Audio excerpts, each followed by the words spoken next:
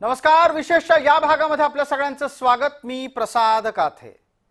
राज्यामध्ये महायुतीचं सरकार बहुमतात आहे, त्यामुळे आपलं कोण काय वाकडं करू शकणार या भूमिकेमध्ये सत्ताधारी जायच्या आधीच तुटपुंजा का होईना पण विरोधकांनी एक आंदोलन उभं केलंय। हे आंदोलन आहे शक्तीपीठ महामार्ग विरोधी आघाडीचं आंदोलन। महामार्गाला विरोध करणारे आंदोलक मुंबईमध्ये येऊन थडकले। सरकारच्या विरोधात त्यांनी आवाज बुलंद करण्याची बऱ्यापैकी तयारी केली आहे। हा विरोध पूर्वीपासूनचा आहे, मग सवाल येतो की सरकार महामार्ग लादतीये का? शक्तीपीठ महामार्ग कदापि होऊ देणार नाही असा एल्गार पुकारत शेतकऱ्यांचा महामोर्चा मुंबईतल्या आझाद मैदानामध्ये धडकला। 12 जिल्ह्यांमध्ये हजारो शेतकरी या मोर्चात सहभागी झाले। या मोर्चात विरोधकांनीही हजेरी लावली। कुणी मागणी करत नसताना सुद्धा राज्य सरकार शक्तीपीठ महामार्ग लादतंय असा आरोप यावेळेला करण्यात आला।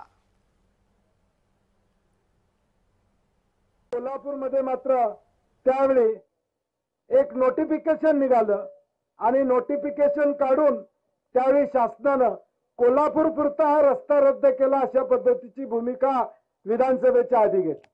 आणि ज्या दिवशी हा नोटिफिकेशन आहे त्या दिवशी आम्ही म्हटलं हा रस्ता आम्हाला कोल्हापूर पुरता रद्द नको आहे, हा रस्ता पूर्णपणे आम्हाला रद्द पाहिजे ही आम्ही कोल्हापूरकर म्हणून आमची भूमिका।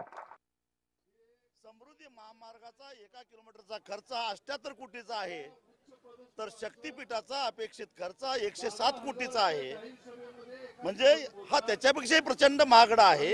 याच्यामध्ये प्रचंड मोठा घोटाळा आहे, भ्रष्टाचार आहे, जवळपास 50,000 कोटी रुपयाचा घोटाळा आहे। आणि म्हणून शक्तीपीठ जनतेच्या इच्छेच्या विरोधात लादणं हा मोहम्मद तुगलकी निर्णय ठरेल। आणि मोहम्मद तुगलकासारखं वागू नका फडणवीस साहेब, तुम्ही यशवंतराव चव्हाणांच्या सारखं वागा, एवढंच माझं मुख्यमंत्र्यांना सांगणं आहे। शक्तीपीठ महामार्ग ज्या जिल्ह्यातून जातोय त्याची माहिती आपण घेऊया।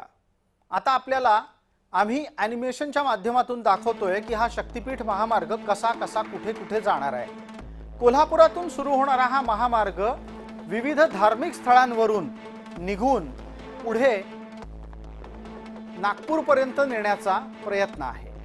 त्या निमित्तानं 11 जिल्हे आणि 11 जिल्ह्यांमधील विविध देवस्थानं इथपर्यंत हा महामार्ग पोहोचेल। तर्क देताना प्रश्न विचारला जातोय की या सर्व देवस्थानांपर्यंत जाणारी आत्ताची वाहतूक व्यवस्था ही बांधलेल्या उत्तम महामार्गातून जात असताना हा नवा महामार्ग कशाला? आणि त्याचं समाधानकारक उत्तर अद्याप तरी सरकारकडून आलेलं नाही।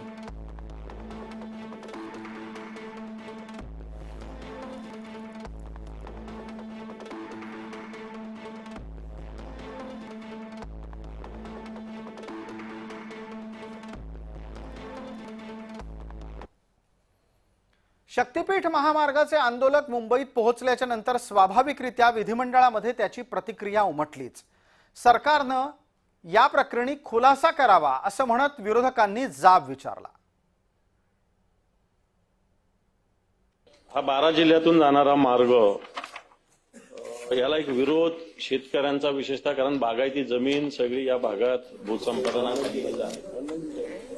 आणि तत्कालीन मुख्यमंत्री यांनी स्वतः कोल्हापूरला जाऊन हा मार्ग होणार नाही अशा प्रकारची घोषणा केली होती। तर याच्यात शासनाने भूमिका स्पष्ट करावी अशी माझी विनंती आहे। शासनाला शक्तीपीठ महामार्ग करायचा आहे, मात्र त्याच वेळी तो लादायचा नाहीये। मागच्या मुख्यमंत्र्यांनी आणि आताच्या उपमुख्यमंत्र्यांनी सांगितलं होतं की आम्ही हा लादणार नाहीये। त्यामुळे आमची चर्चा सुरू आहे आणि चर्चेचं फलित असं आहे, माननीय बंटी पाटील साहेब, माननीय मुश्रीफ साहेबांच्या उपस्थितीत आम्ही कोल्हापूरच्या एअरपोर्टला पोहोचलो तेव्हा शेकडो शेतकरी 3 तास माझी वाट पाहत बसले होते। त्यांनी 1000 शेतकऱ्यांचं कोल्हापूर जिल्ह्यातल्या मला निवेदन दिलं आणि त्यांनी मला आव्हान दिलंय की यातली एकही सही खोटी असेल तर आमच्यावर कारवाई करा। आणि त्यात त्यांनी सांगितलं की आम्हाला शक्तीपीठ महामार्ग हवाय, आम्ही त्याच्याकरता जागा द्यायला तयार आहोत आणि आपण हा रद्द करू नका। विशेषतः या भागामध्ये तुर्तास इतकंच। आपण पाहत रहा फक्त जय महाराष्ट्र।